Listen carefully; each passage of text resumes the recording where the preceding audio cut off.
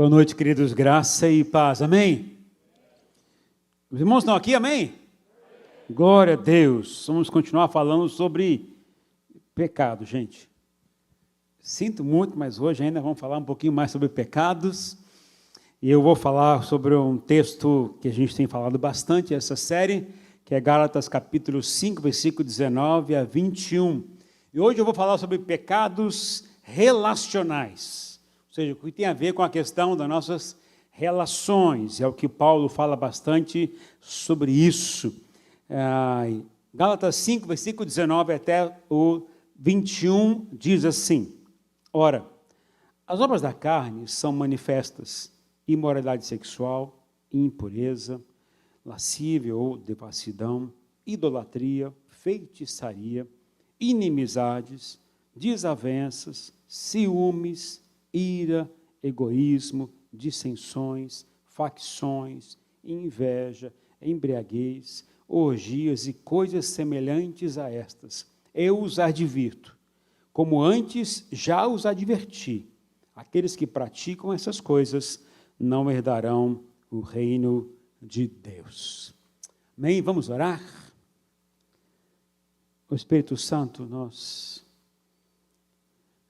o Senhor está aqui no nosso meio, está em nós, e eu te peço agora, de forma muito especial, que o Senhor que já nos revela quando a gente erra, que o Senhor já tem, Deus, a ação de poder revelar os nossos pecados, para que a gente possa corrigir e mudar.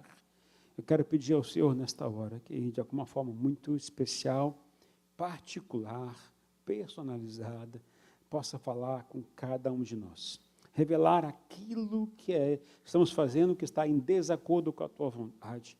Que a partir do momento que a gente for compartilhando desses pecados, Pai, se nós estivermos praticando esses pecados, que o Senhor nos alerte. E que a gente não apenas tenha consciência, mas que a gente se posicione diante do Senhor, confessando os pecados e procurando a ajuda do Senhor para poder viver fora disso e nunca mais praticar, em nome do Senhor Jesus. Fala conosco nesta noite, Pai. Eu oro em nome do Senhor Jesus. Amém e amém. O apóstolo Paulo, escrevendo essa carta ali aos crentes da Galácia, que era uma região, né? Esse povo já era um povo crente que ouvia sobre Jesus, sabia sobre a cruz, sabia sobre a graça de Deus, e que se dizia que vivia no Espírito Santo, vivia guiado pelo Espírito Santo, mas na prática algumas coisas ainda não estavam de acordo com o que Deus queria. Aquilo que envolvia as relações não estavam de acordo com o propósito de Deus. A carne ainda dominava esse povo e ainda guiava o pessoal a agir de contrário à vontade do Senhor. A verdade é que muitos sabiam e sabem o que é louvar e adorar a Deus, mas não conseguem se relacionar bem com as pessoas. A verdade é que muita gente serve bem na casa do Senhor, mas guarda mágoa. Tem muita gente que ora em línguas, mas explode em casa. Tem gente que prega sobre o amor, mas forma panelinhas para falar mal do outro. Esses pecados não são apenas atitudes erradas, são sintomas de um coração doente. E a raiz de tudo isso se chama orgulho ferido. Isto é pecado. Paulo denuncia isso com uma força muito grande aqui em Gálatas 5. Ele diz: os que vivem assim, praticando essas coisas, esses não herdarão o reino de Deus. Essa não é uma frase jogada do nada. Não é uma frase para a gente ficar pensando apenas e achando como uma frase de efeito. Não é uma frase simbólica. Não é também para condenar ninguém. É apenas um alerta sério para você que é crente em Jesus Cristo. Porque não adianta a gente dizer que a gente ama o Senhor e a gente vive destruindo relacionamentos com a nossa boca. Não adianta a gente falar que a gente crê em Jesus, mas a gente não consegue se dar bem com as pessoas. O orgulho ferido que a gente muitas vezes tem, ele fecha o nosso coração, ele bloqueia a comunhão entre nós e ainda transforma gente boa em gente muito amarga. Quando esse orgulho não é crucificado, ele contamina os relacionamentos e se transforma em pecados que ferem dividem, afastam, humilham e matam as pessoas. E vamos falar sobre isso nesta noite. Esses pecados que levam a gente a ferir os relacionamentos. E que precisam não apenas ter entendimento sobre isso, conhecimento sobre isso, mas que precisam ser confessados, abandonados e convertidos, ou seja, mudar de postura. O primeiro pecado que Paulo cita é a inimizade. Outras versões falam sobre o ódio. Ou seja, é quando o orgulho te torna cada vez mais a pessoa magoada. Inimizade não é só um ódio declarado, gente, é uma frieza disfarçada de paz. É quando você diz assim, vê se isso se encaixa com você, ou alguém que você conhece, por exemplo. Perdoei, mas não quero papo. Não tenho raiva, só não suporto estar perto. Você conhece alguém nessa situação? Perdoei, mas eu aqui, ela lá. Pois é. Infelizmente, é quando você trata o outro como se não existisse, mas lá dentro você lembra exatamente o que ele fez. A mágoa não resolvida, transformada em silêncio e distância, ela é, na verdade, um grande pecado que a gente comete. Pecado da inimizade. Interessante que 1 João 4:20 diz o seguinte: se alguém afirma, eu amo a Deus, mas odiar o seu irmão, ele é mentiroso, pois quem não ama o seu irmão, a quem vê, não pode amar a Deus, a quem não vê. Preste atenção aqui que eu vou dizer. Ou seja, se o amor que você tem não alcança o seu irmão, significa que não alcançou a Deus. E o pior, onde há inimizade, onde há ódio, não há adoração que Deus receba. Uma coisa que eu aprendi com Deus sobre isso, na verdade, que envolve todos esses pecados dos relacionamentos, é que esse pecado ele começa com a cura, não na expectativa ou na espera que a pessoa que feriu você te procure e te peça perdão. A cura desses pecados, ou desse pecado da inimizade, que tem a ver com o ódio, o orgulho ferido, é quando você começa lá na cruz. É na cruz que as coisas começam a acontecer dentro de nós. Porque lá na cruz foi o que Jesus revelou a pior crise de relacionamento que a gente tinha, o nosso com Deus. Se fomos reconciliados com Ele, isso acontece lá na cruz, nós não temos mais direito de viver em guerra com os outros. Se eu tenho um problema com alguém, eu tenho que começar por onde para resolver? Indo para a cruz. Porque na cruz eu vejo que Jesus fez tudo por mim. Eu sou um grande pecador, Ele mesmo assim me amou e me ajudou. Ele me restaurou. Se eu fiz algo por alguém, naturalmente Jesus vai dizer o seguinte: eu perdoei você pelo que você fez. Então, se eu tenho consciência do que Jesus fez por mim naquela cruz, aqui começa o lugar da restauração do meu coração, para que eu não pratique esses pecados relacionais. Eu preciso ir para a cruz. Perdoar ou perdão não é esquecer o que a pessoa fez por nós ou o que a gente fez por ela, mas é tirar a pessoa do nosso tribunal, do nosso julgamento. Perdoar não é confiar de novo automaticamente naquela pessoa, mas é decidir, eu não vou alimentar essa dor, eu entrego, porque Deus, Ele é o meu juiz.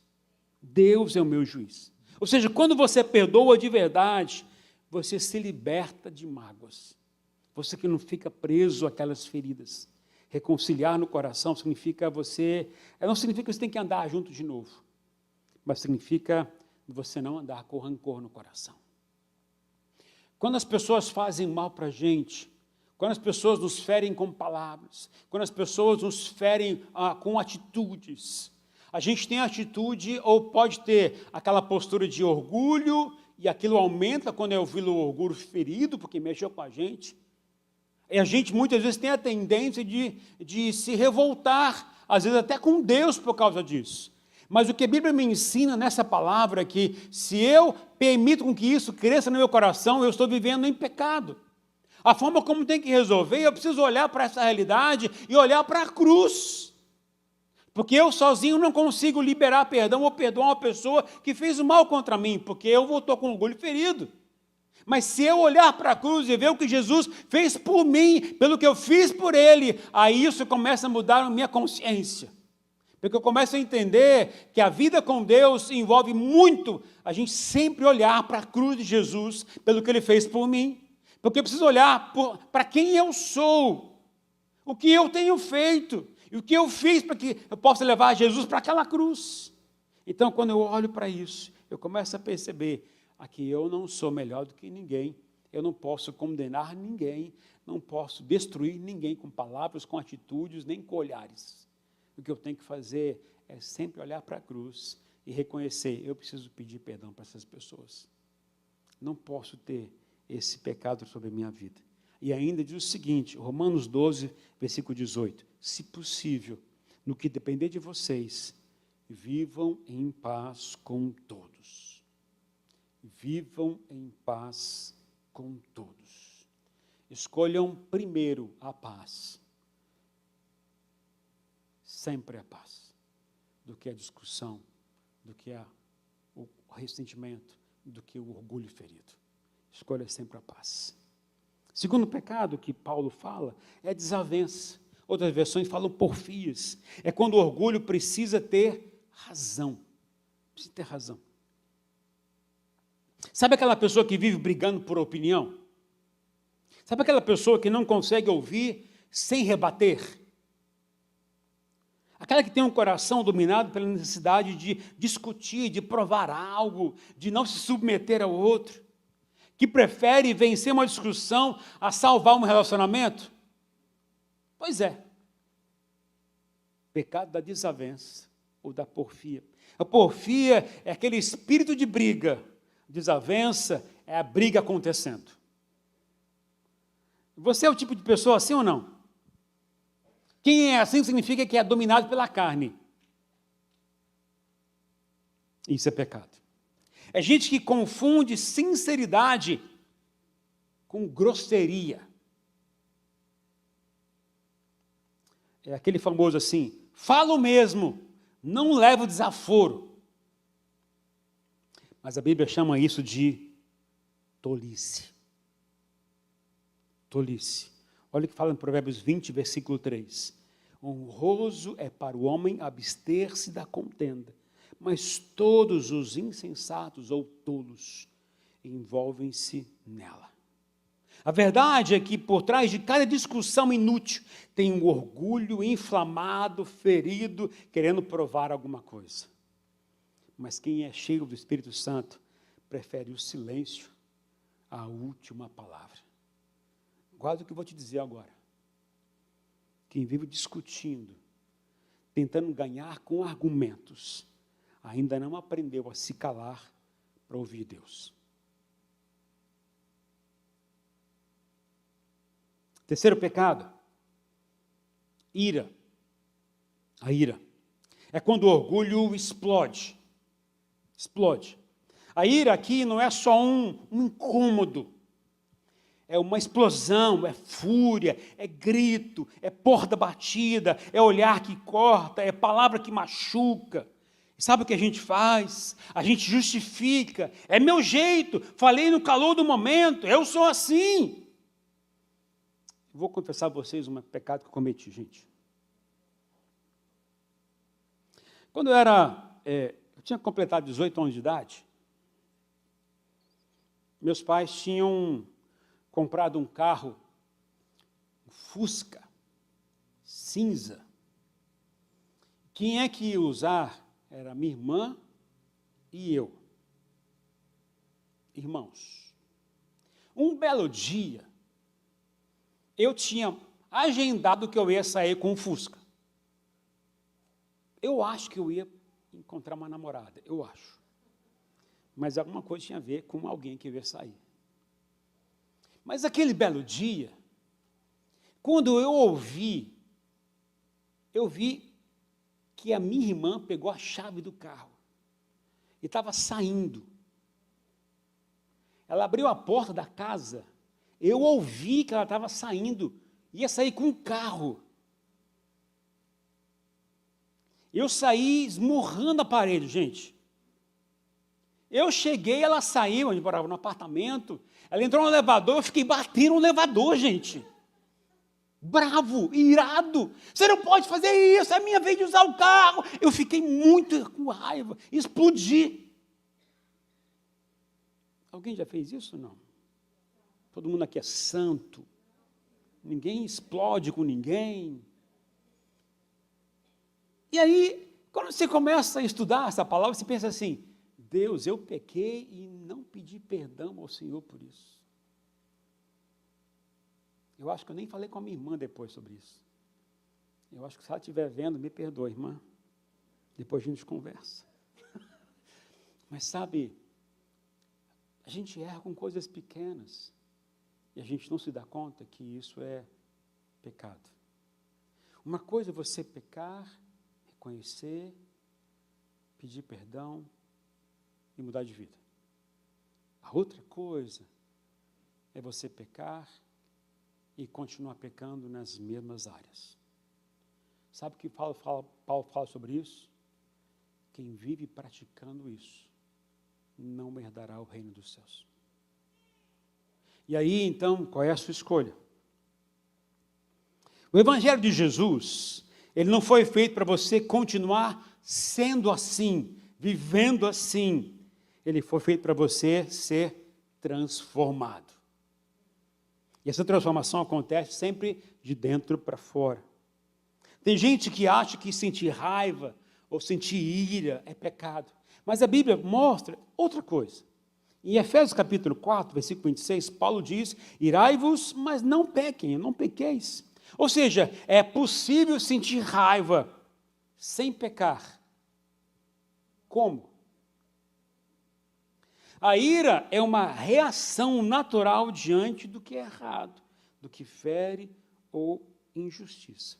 Mas o problema está no que você faz com essa raiva ou com essa ira. Aqui em Gálatas 5:20, essa ira já é outra.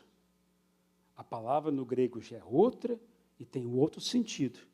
Aqui a palavra no grego é timói, que significa explosão emocional, surtos de fúria, gritos, ofensas, violência.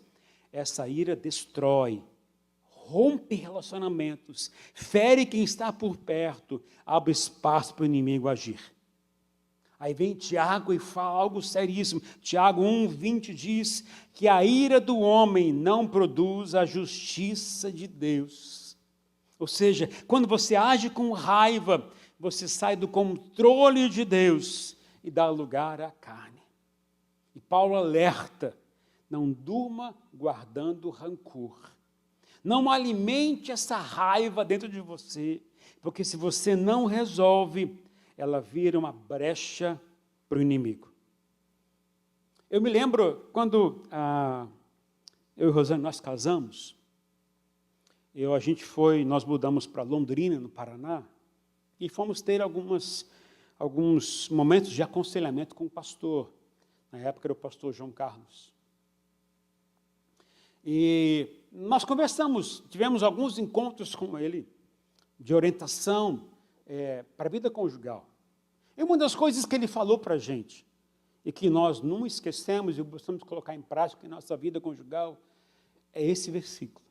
Ele disse, se vocês tiverem algum tipo de intriga, discordância ou discussão, não deixa o sol se pôr sobre essa ira. Não guarde rancor, não queira resolver no dia seguinte. Se for necessário, no momento que você está em crise, em discussão, fecha a boca, cada um vai para um lado, mas respira fundo e volta e conversa, acerta. Não deixe virar à noite, porque se virar à noite, Algum de vocês, ou os dois, vão ficar martelando aquilo a noite toda, no dia seguinte vai ficar martelando aquilo só vai aumentar. E aí, sabe o que é pior? Que quando você permite isso acontecer, você está abrindo uma grande brecha para o inimigo entrar e começar a destruir o seu casamento. É isso que Paulo fala aqui nessa carta. Então, se tem algum problema com alguém, seja em casa, seja na igreja, seja com irmão, parente, o que for, por favor, não deixa o sol se pôr sobre isso. Resolva.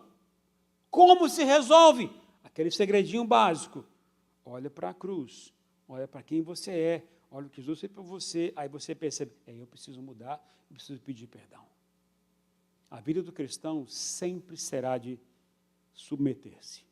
Sempre será de abaixar a cabeça. Sempre será de reconhecer que você é pecador. Nunca é de você confrontar e ganhar no grito. A vida do cristão sempre é, entre aspas, de perder. Sabe por quê? Porque a gente é orgulhoso. Esses pecados aqui, que são relacionais, é reação, é fruto de orgulho ferido. E orgulho ferido é pecado, tem que confessar, abandonar e não querer praticar mais. Sentir raiva, sentir ira, é humano, com certeza. Agora, se deixar dominar por isso, é carnal, vira pecado. Por isso, confessa logo, contenha isso, resolva antes que ele te controle.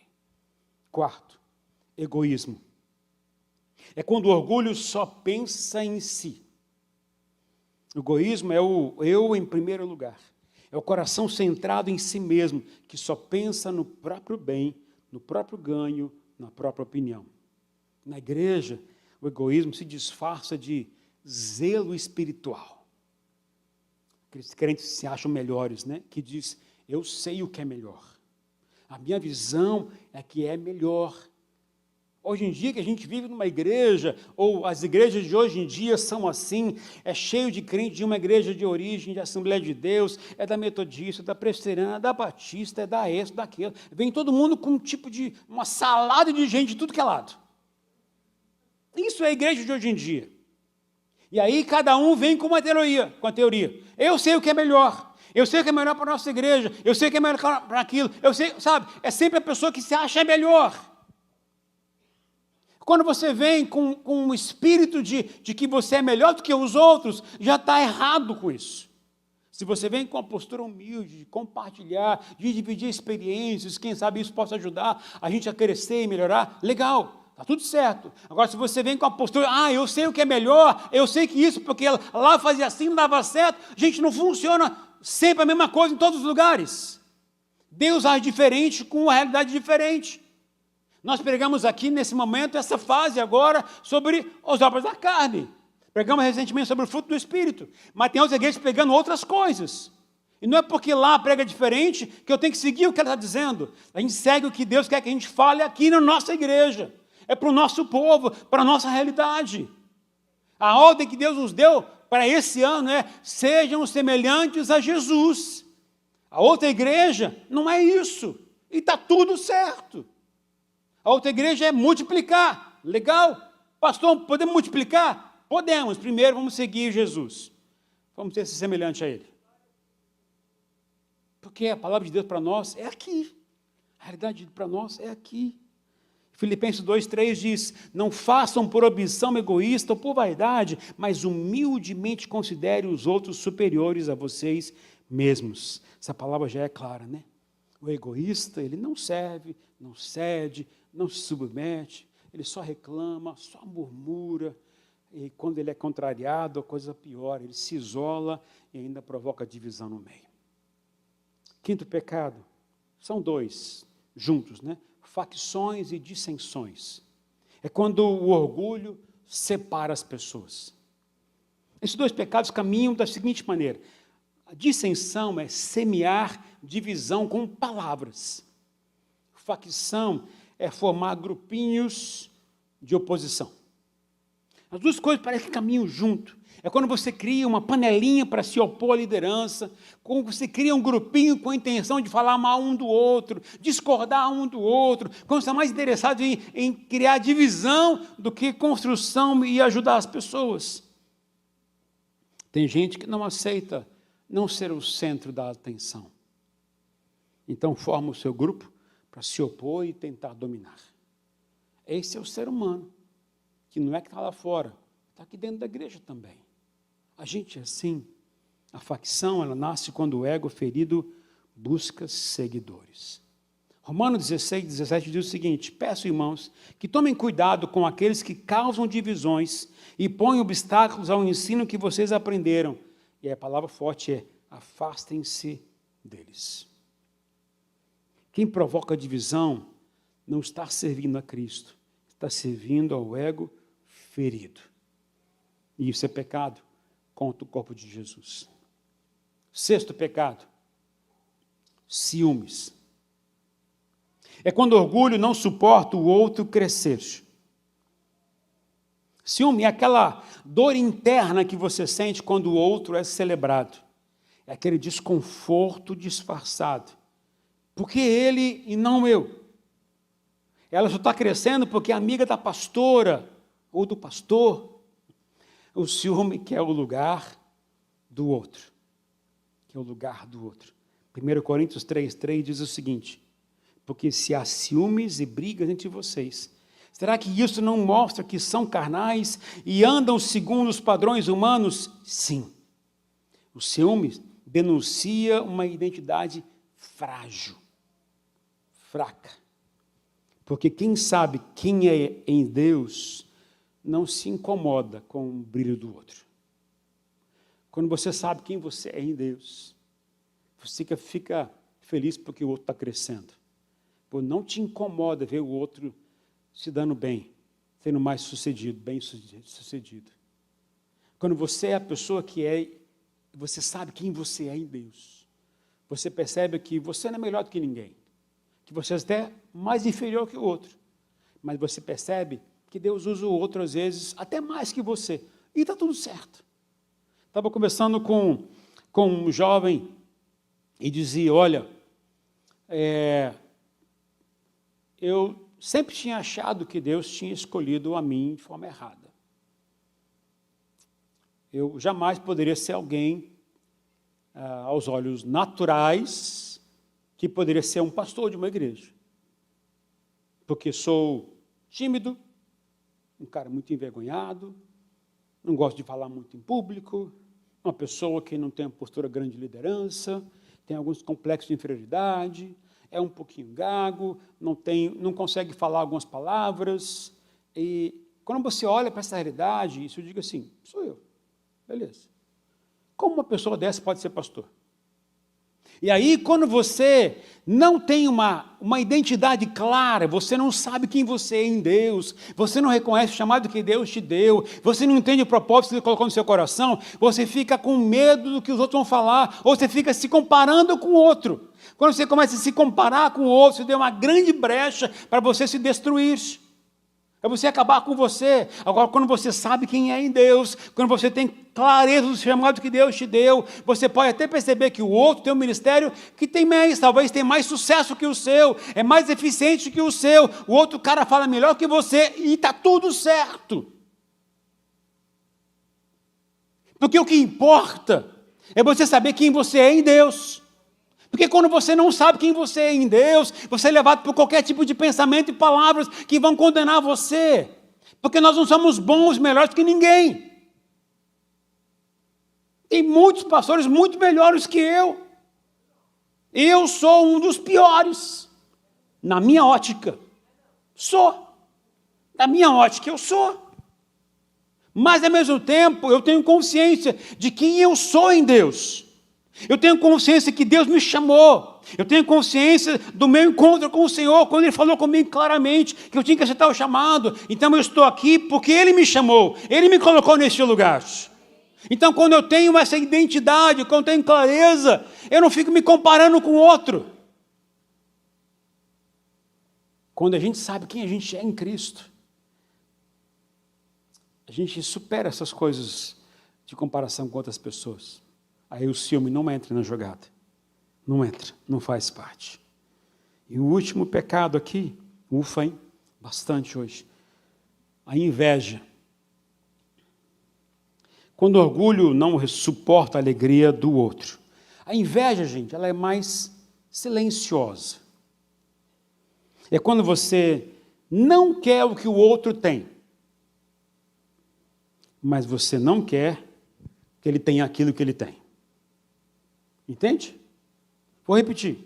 A inveja é quando você não quer o que o outro tem, o que o outro conquistou, para que você tenha. A inveja é quando você não quer que ele tenha aquilo que ele conquistou. Por exemplo, você vê a conquista de outra pessoa, em vez de você celebrar, você diz: tomara que perca. Vamos ver quanto vai durar isso na vida dele. Não é tudo isso que esse cara é, não. Isto é inveja. Provérbios 14, 30 fala uma coisa que a gente não fala muito, mas é uma coisa tão forte, Salomão disse. Olha que Provérbios 14, 30 diz o seguinte: o coração em paz dá vida ao corpo, mas a inveja, ela apodrece os ossos. Quem é invejoso, seus ossos vão se corroendo. Isso significa o quê? Vai ficar doente. A inveja te paralisa, porque faz você andar olhando para os outros e não para o que Deus tem para você. E Paulo disse desde o começo, quando escreveu sobre esses pecados para a igreja, ele não amenizou, não aliviou, ele disse, e ele não disse que isso é feio para o crente ter. Ele falou assim, que é errado o crente fazer. Ele não falou isso, o que ele falou é o seguinte: aqueles que praticam essas coisas não herdarão o reino de Deus. Ele foi duro nessas palavras. Esses pecados relacionais não está falando apenas de comportamento, está falando sobre conversão. Porque a conversão significa permitir o Espírito Santo que habita em você agora transformar a sua forma de se relacionar com outra pessoa. Você conhece alguém que vive murmurando o tempo inteiro? Vamos explicar melhor. Conhece alguém que vive reclamando o tempo inteiro? Reclamar é ficar falando, tá? Discordando do outro. Sabe? Murmurar é você falar para você. E às vezes até arranjando o dente. Você está dentro se acabando e reclamar, você está falando. Você conhece alguém que faz isso ou não? Deixa eu dizer uma coisa a você. Isso é pecado, gente. Quando você pratica uma vez, caiu, por favor, reconheça, peça perdão e procure não fazer mais. Agora, como você vive assim, continua praticando isso, Paulo está dizendo o seguinte: vocês não herdarão o reino de Deus. Eu não sei se isso incomoda vocês, mas a mim me incomoda. A gente hoje lida com o pecado como se fosse algo, todo mundo faz. Qual o problema de pecar? O diabo conseguiu de uma forma tremenda tirar o peso que o pecado tem. Mas eu quero dizer uma coisa a vocês: o pecado que eu e você praticamos, que a humanidade pecou, levou Jesus para a cruz. Se você continua a praticar os pecados que Jesus levou na cruz, então significa que você não crê em Jesus, que você não entende que Jesus fez um sacrifício por você, que você ainda não o aceitou na sua vida, que o Espírito Santo ainda não guia você. É isso que está faltando. Agora, como é que a gente vence esses pecados? Eu tenho, rapidinho. Gálatas 5,16 diz o seguinte: andem no Espírito e jamais satisfarão os desejos da carne. O que lindo desse texto é o seguinte: essa frase de Paulo, ela é uma promessa. Ou seja, andem no Espírito, e é consequente que vocês vão conseguir evitar satisfazer os desejos da carne. Quem vive praticando os pecados relacionais precisa fazer o quê? Andar no Espírito. A forma de conseguir vencer os pecados não está na sua força, não está na sua lógica. Eu vou conseguir com o meu esforço, não funciona, porque você não vai conseguir. A nossa natureza é pecaminosa, mas se eu estiver cheio do Espírito Santo, isso vai acontecer. Se eu estiver andando no Espírito, isso vai acontecer. 3 coisinhas rapidinho aqui. Andar no Espírito, o que é? Primeiro é andar rendido. Ou seja, não é guiado por impulsos. Andar é uma linguagem, é uma imagem de ritmo, constância, direção. É diferente de ter momentos no Espírito durante os cultos. Andar no Espírito é levar Deus com você nas suas conversas, nas suas decisões, nas suas reações, nas suas ações. Na prática é o seguinte, é parar de responder com raiva e perguntar, Espírito Santo, o que o Senhor quer que eu diga para essa pessoa agora? Quando a inveja bate, você ora, Deus, cura meu coração, me ensina a celebrar a vida do outro. Quando a mágoa grita por dentro, você diz, Espírito Santo, me ajuda a perdoar como o Senhor me perdoou. É abrir espaço para o Espírito Santo antes de você abrir a boca. Andar no Espírito é cultivar intimidade, não apenas lembrar que Ele existe. Você não vence a carne com um esforço humano, você vence cheio do Espírito Santo. Como diz Romanos 8,5, quem vive segundo a carne aspira ao que a carne deseja, mas quem vive de acordo com o Espírito aspira ao que o Espírito deseja. Na prática é o seguinte, alimentar-se da palavra, mesmo quando não sente vontade. Buscar tempo e oração, não para impressionar, mas para ser transformado. Cultivar a obediência, mesmo quando dói. Fazer o trau, mesmo sem querer. Entende? Quanto mais você se alimenta do Espírito, menos a carne tem força sobre você. E terceiro e último, andar no Espírito é andar pela fé, e não pelos sentimentos. Tem dia que a carne vai gritar, vai. Tem hora que tudo em você quer responder na cara. Mas aí entra o andar no Espírito. Na prática é o seguinte, eu estou com raiva, com ira, mas não vou reagir com raiva. Eu estou me sentindo esquecido, mas eu sei que sou amado por Deus. Eu queria me afastar pelo que a pessoa fez por mim, mas eu vou perdoar, porque é isso que Deus quer para mim. Você não faz o que você sente, você faz o que o Espírito te chama para fazer. E termino dizendo o que Paulo disse, Romanos 8,18. Porque todos que são conduzidos ou guiados pelo Espírito Santo são filhos de Deus. Um dos segredos que a gente tem, que a gente pode usar para vencer os pecados relacionais, é ter um coração mais grato. Porque um coração grato é aquele que reconhece o sacrifício de Jesus na cruz. Aquele que entende que não é melhor do que ninguém. Aquele que entende que não é superior a ninguém. Aquele que entende que as pessoas podem ferir você. Você vai sentir, vai doer, vai. Mas você vai superar, porque Deus fez tudo por você. Ele já fez tudo por você. Gratidão. Gratidão é um dos grandes meios que o Espírito Santo usa para a gente ter um coração mais arrependido. Porque a gente entende que se não fosse a bondade de Deus, a gente estaria completamente destruído. Se não fosse o amor de Deus, a gente nem estaria aqui hoje. Quero pedir que o louvor viesse para frente, por favor. Quando a gente compreende, queridos, que o que Deus quer para nossas vidas é que a gente não viva brigando uns com os outros, tendo desavença uns com os outros, discordando de uns dos outros. A gente não pode ficar permitindo com que a ira domine a gente, o ódio domine a gente. Esses pecados que são expostos aqui por Paulo, que são fortes para a gente não pode permitir que isso continue a crescer, porque se cresce, dentro de nós, significa que a gente está vivendo com orgulho muito ferido. Eu poderia dizer que o orgulho é pecado, mas o orgulho ferido eu acho que é pior ainda.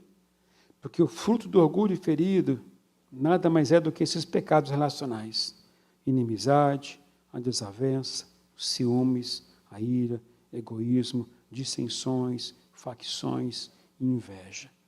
Tudo isso é fruto de orgulho ferido.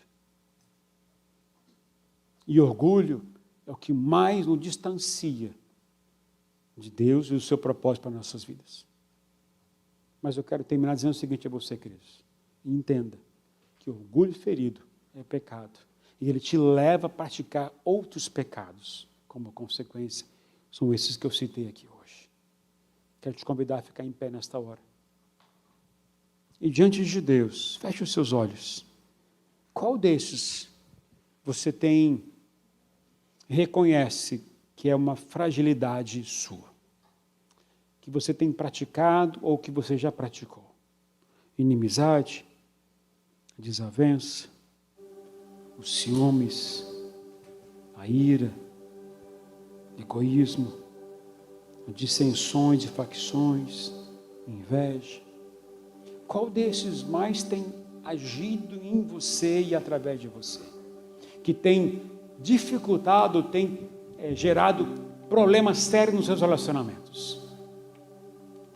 Deus hoje quer que você corrija isso. Se existe dificuldade em relacionamento, seja marido e esposa, tem orgulho ferido na jogada.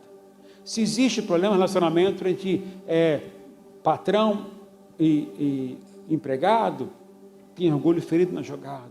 Se dificuldade entre irmãos na fé, tem orgulho ferido na jogada. Tem orgulho ferido na jogada. E o que Paulo alerta a gente, não permaneça nesse tipo de pecado. Pare de praticar isso. Corrija suas vidas. Peça perdão.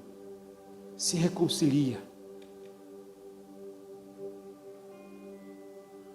Não seja teimoso, teimosa. Não diga, não vou fazer isso. A pessoa que fez comigo é ela que tem que me pedir perdão. Se você guardou ressentimento, você está em pecado também. Se existe alguma coisa no seu coração que ainda está querendo que você fique distante do outro, porque o outro fez mal para você, isso também é pecado. E Deus quer que você tenha consciência disso. E quer que você se posicione contra isso. Pecados relacionais é quando o orgulho fala mais alto na sua vida, que você precisa perdoar, precisa pedir perdão e mudar. E uma das formas para fazer isso é ter um coração grato, é ter um coração que reconhece o amor de Deus, a bondade de Deus, que reconhece tudo que Ele fez por nós, porque a gente não merecia de forma alguma perdão, não merecia de forma alguma misericórdia, mas Ele, pelo seu imenso amor, demonstrou isso por nós, nos amou, nos perdoou, nos reconciliou, nos salvou, nos resgatou e mudou a nossa vida. Quero te convidar nesta hora a você fazer desse cântico a sua oração e falar: Senhor, me perdoe por meus pecados, mas que você reconheça a bondade de Deus sobre você, porque é por causa dessa bondade que a gente é perdoado.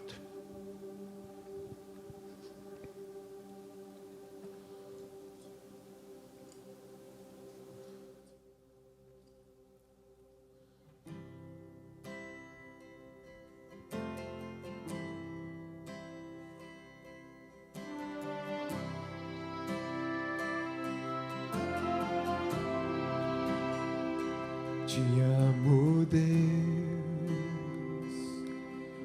tua graça nunca falha. Todos os dias eu estou em tuas mãos.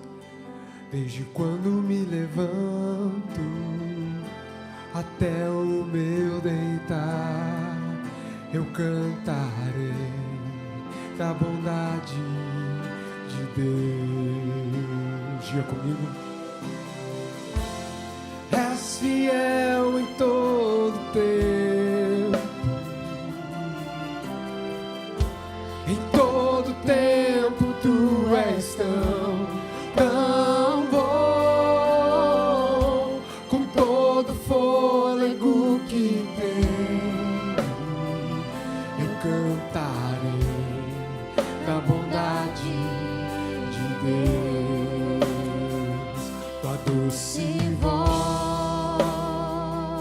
Diga.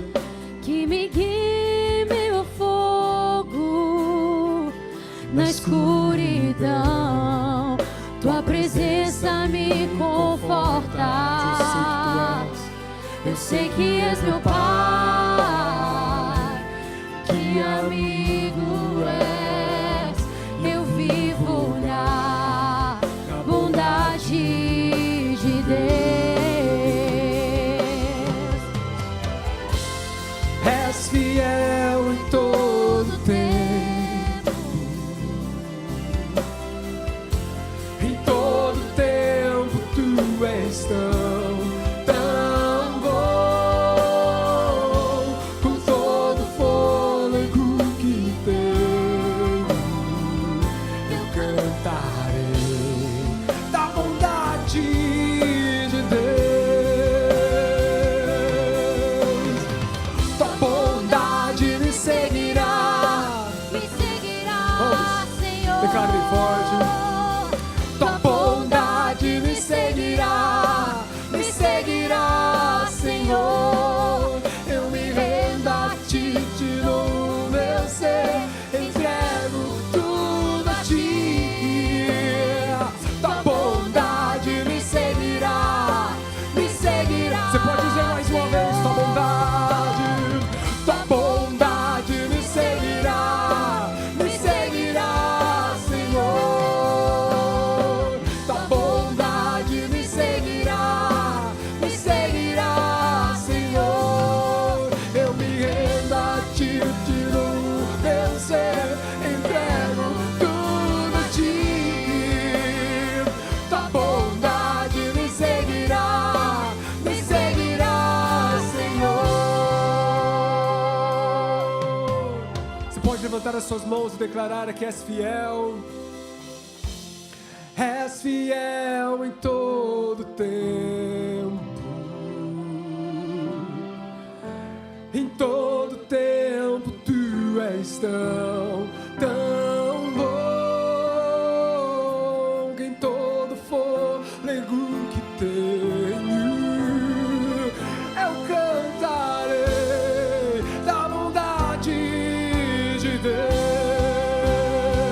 Eu declaro, és fiel, Senhor, yeah. E és fiel em todo tempo. Em todo tempo tu és tão bom. Com todo fôlego que tenho, eu cantarei da bondade de Deus. Eu cantarei, diga, da bondade de Deus.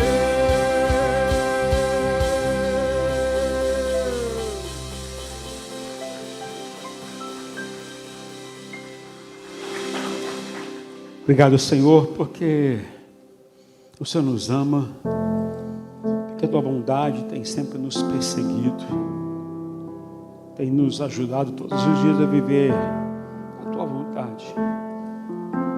Mas te peço, Espírito Santo, que o Senhor sempre nos alerte, o Senhor sempre nos mostre nossos pecados. Senhor, entendemos que nossos pecados nos fazem separação do Senhor.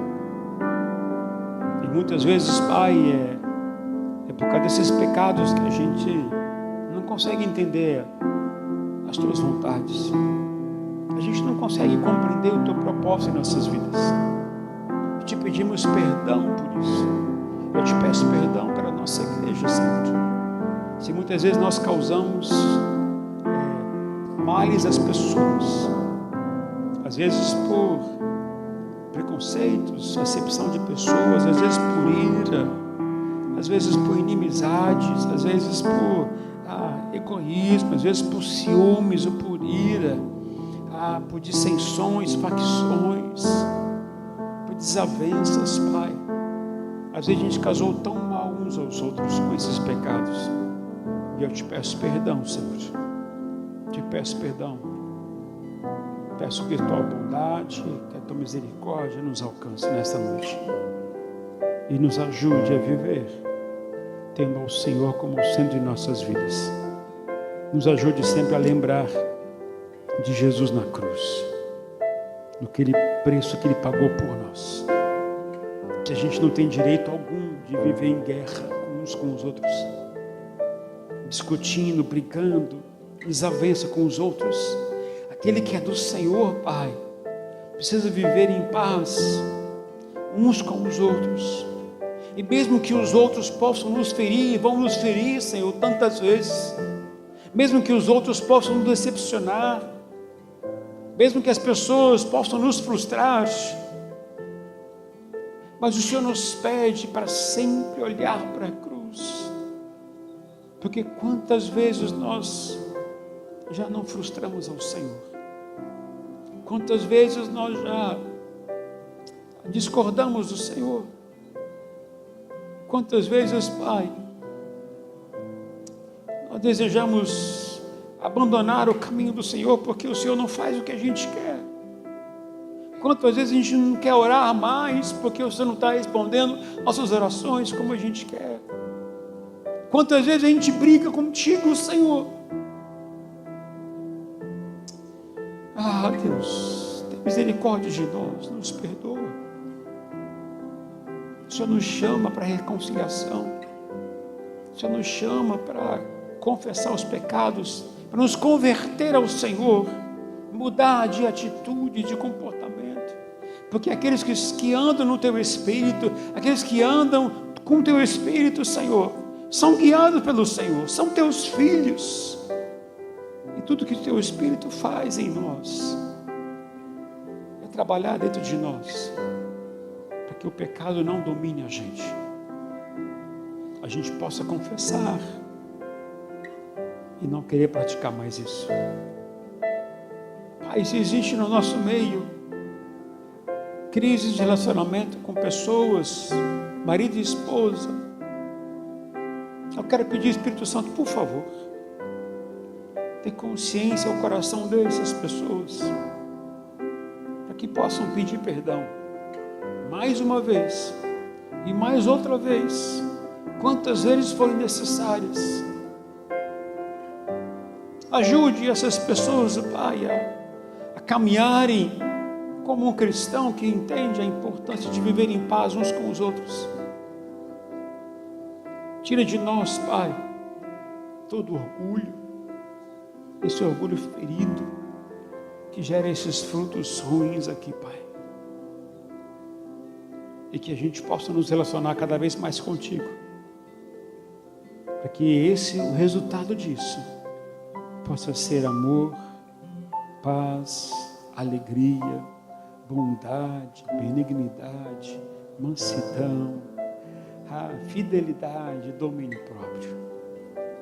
Que seja isso conosco, em nome do Senhor Jesus, Pai. Nos ajuda nessa semana a reconhecer os pecados que temos praticado, mas que a gente possa ver que isso nos atrapalha diante do Senhor, que a gente possa confessar, abandonar e nunca mais querer praticar. Abençoe a tua igreja, Senhor. Abençoe cada família. Em nome do Senhor Jesus, Pai. E que o orgulho não fale mais alto em nossas vidas. Que o que fale mais alto seja o teu Espírito Santo. Em nome de Jesus. Amém. Amém. E que o amor de Deus, o nosso Pai, a graça do Senhor Jesus Cristo, a comunhão, a consolação, o poder do Espírito Santo seja sobre todos nós, hoje e para todos sempre. Amém e amém. Deus nos abençoe, em nome do Senhor Jesus. Até o próximo sábado, com a graça de Deus.